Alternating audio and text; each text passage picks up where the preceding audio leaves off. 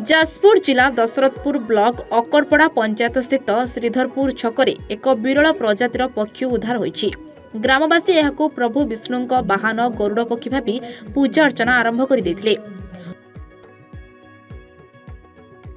अयोध्या प्रभु श्री राम लालांक प्राण प्रतिष्ठा होइतबा बेले एही परिप्रेक्षी रे ग्रामवासी श्रीधरपुर छकरे श्रीरामंक मूर्ति स्थापन करी पूजा अर्चना करथिले। राति समय एही विरल प्रजातिर पक्षीटी प्रभु श्रीरामंक पूजा स्थान रे पहुंचीथिला।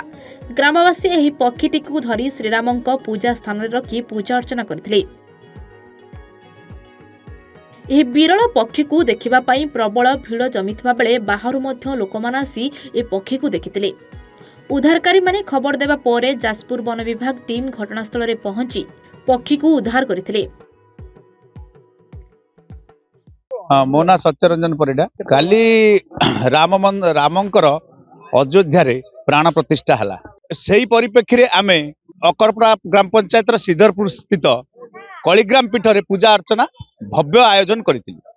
सेही भव्य आयोजन चले पूजा चलीथिबा समय रे जटायु पक्षी आसी प्रभुंक राम पादरे पड़िले एवं सेही जो भक्तंक काली राति ठारू एठारे भक्तंक भितरे आवेग चली।